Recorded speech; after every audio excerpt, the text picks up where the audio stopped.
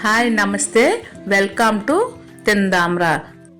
ఈరోజు మనము restaurant style కాజు mushroom gravy curry టేస్టీగా ఎలా చేయాలో చూద్దాం పదండి. రైస్లోకి చపాతీలోకి చాలా బాగుంటుంది. ఈ కర్రీ ఎలా చేయాలో చూద్దాం పదండి. మా వీడియోస్ని మీరు లైక్ చేయండి, కొత్తగా చూసిన వారు అయితే సబ్స్క్రైబ్ చేయండి, అలానే పక్కన ఉన్న బెల్ ఐకాన్ క్లిక్ చేయండి. మేము డైలీ అప్లోడ్ చేసే ప్రతి వీడియో మీకు నోటిఫికేషన్గా వస్తాయి. మష్రూమ్ ప్యాకెట్ ఒకటి తీసుకున్నానండి. పైన కవర్ కట్ చేసి మష్రూమ్ తీసుకుంటే చక్కగా ఇలా ఉన్నాయండి. పైన చిన్నగా బ్లాక్ స్పాట్స్లో ఉన్నాయి కదా, అవన్నీ పోవాలంటే పైన ఉన్న పొరనంతటి తీసివేయాలి. చూడండి, పైన పొర అంతా తీసేస్తే కనుక తెల్లగా వచ్చే మష్రూమ్స్. వీటిని పెద్దవి అవుతే 4 ముక్కలు గాను, చిన్నవి అవుతే 2 ముక్కలు గాను కట్ చేసుకోవాలి. ఈ మష్రూమ్స్ ఉడికిన తర్వాత కొంచెం చిన్నగా అవుతాయి. ఒక బౌల్లో సాల్ట్ వేసుకుని, సాల్ట్ బాగా కరిగిన తర్వాత ఈ మష్రూమ్ వేసి ఒక 10 నిమిషాలు బాగా నానబెట్టుకోవాలి. స్టవ్ పైన ఒక కడాయి పెట్టుకుని 1 స్పూన్ ధనియాలు, 1 అర స్పూన్ జీలకర్ర, జీడిపప్పు, లవంగా, యాలక్కాయ, దాల్చిన చెక్క వేసి వేయించుకోవాలి. తర్వాత దీంట్లో కొంచెం వాటర్ మిలన్ సీడ్స్ వేసుకోవాలి, అదేంటి పుచ్చపప్పు. ఈ పుచ్చపప్పు జీడిపప్పు వేసుకోవడం వలన గ్రేవీ చాలా బాగుంటుంది. రెస్టారెంట్ స్టైల్లో తిన్నట్టుగానే ఉంటుంది గ్రేవీ. ఇవన్నీ కొంచెం లైట్గా రంగు మారే వరకు వేయించుకోవాలి. ఇలా వేయించుకున్న తీసి ఒక ప్లేట్లో వేసుకోవాలి. తర్వాత మరలా అదే కడాయిలో కొంచెం నూనె వేసుకోవాలి. 2 లేక 3 స్పూన్లు నూనె వేసుకోవాలి.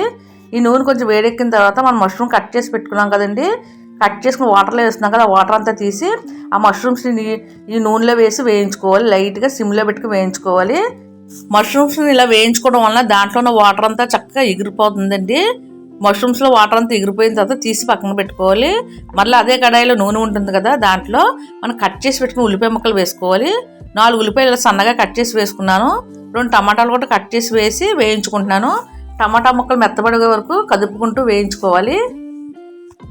చూడండి, ఉల్లిపాయ ముక్కలు టమాటా ముక్కలు బాగా మగ్గాయి. స్టవ్ ఆఫ్ చేశాను. ముందుగా వేయించుకున్న మసాలా దినుసులు మిక్సీ జార్లో వేసి మెత్తగా పేస్ట్ చేసుకోవాలి. తర్వాత మనం వేయించి పెట్టుకుని చల్లార్చుకున్నాం కదండి ఉల్లిపాయ ముక్కలు టమాటా ముక్కలు, వాటిని కూడా మిక్సీలో వేసి మెత్తగా పేస్ట్లా చేసి పక్కన పెట్టుకోవాలి. మనం ముందుగా వేయించుకున్న టమాటాలో దాంట్లోనే కొంచెం ఆయిల్ వేసుకోవాలి. ఆయిల్ వేడెక్కిన తర్వాత జీలకర్ర వేసి వేయించుకోవాలి. తర్వాత కొంచెం జీడిపప్పు, పచ్చిమిర్చి, బిర్యానీ ఆకు వేసి వేయించుకోవాలి. ఇక్కడ మనము కాజు మష్రూమ్ గ్రేవీ కర్రీ చేసుకుంటున్నాం, అందుకని కొంచెం కాజు పోపులో కూడా వేసుకోవాలి. కొంచెం కాజు మసాలా దినుసులు వేసి వేయించి పేస్ట్ చేసి పెట్టుకున్నాం కదా. ఇప్పుడు మనం ఉల్లిపాయలు టమాటాలు మెత్తగా పేస్ట్ చేసుకున్నాం కదండి కాజు వేసి, ఆ పేస్ట్ని ఈ జీడిపప్పు వేగుతున్న దాంట్లో కడాయిలో వేసుకోవాలి. స్టవ్ మీడియం ఫ్లేమ్లో పెట్టుకుని చక్కగా రంగు మారే వరకు ఉల్లిపాయ పేస్ట్ని బాగా వేయించుకోవాలి. తర్వాత 1 స్పూన్ అల్లం వెల్లిపాయ పేస్ట్ వేసుకోవాలి. అల్లం వెల్లిపాయ పేస్ట్ కూడా పచ్చివాసన పోయే వరకు వేయించుకోవాలి. ఒక 5 నిమిషాలు బాగా వేగిన తర్వాత దీంట్లో ఒక 1/2 స్పూన్ పసుపు వేసుకోవాలి. మీ టేస్ట్కి తగ్గట్టుగా కారం యాడ్ చేసుకోవాలి. ఇక్కడ అయితే 1 స్పూన్ నిండుగా కారం యాడ్ చేసుకుంటున్నాను. అలాగే మీ టేస్ట్కి తగ్గట్టుగా సాల్ట్ని యాడ్ చేసుకోవాలి. మనం వేసిన పసుపు, ఉప్పు, కారం ఈ ఉల్లిపాయ పేస్ట్లో బాగా కలిసేలా కలుపుకోవాలి. ఉల్లిపాయ పేస్ట్ ఇలా దగ్గరికి అయ్యే వరకు కదుపుకుంటూ వేయించుకోవాలి. ఒక 5 నిమిషాలు బాగా వేగిన తర్వాత మనం మిక్సీ జార్లో ఉల్లిపాయ పేస్ట్ చేసుకున్నాం కదా, దాంట్లోనే కొంచెం వాటర్ పోసుకుని ఆ వాటర్ని ఈ పేస్ట్లో వేసుకోవాలి. వాటర్ వేసిన తర్వాత బాగా కలుపుకోవాలి. ఒక 5 నిమిషాలు బాగా వాటర్ మరగనివ్వాలి. వాటర్ ఇలా మరుగుతున్నప్పుడు మనం వేయించి పెట్టుకున్న మష్రూమ్స్ని వేసుకోవాలి.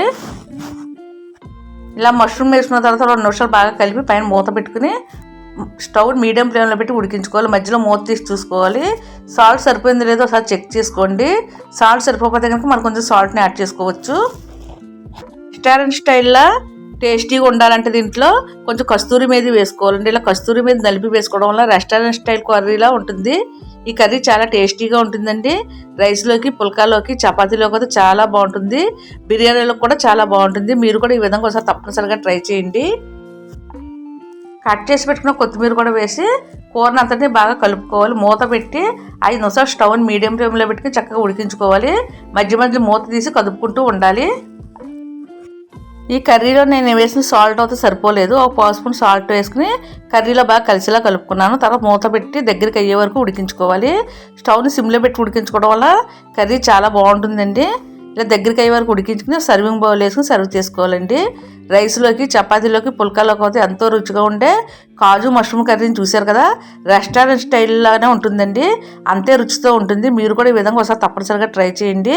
చపాతీలోకి, పుల్కాలోకి అయితే సూపర్గా ఉంటుందండి. మీరు కూడా ట్రై చేసి ఎలా వచ్చిందో మీ కామెంట్స్ మాకు పంపండి. మా ఛానల్ మీరు కొత్తగా చూసిన వారు అయితే సబ్స్క్రైబ్ చేయండి, లైక్ చేయడం మటుకు అసలు మర్చిపోకండి. Thank you.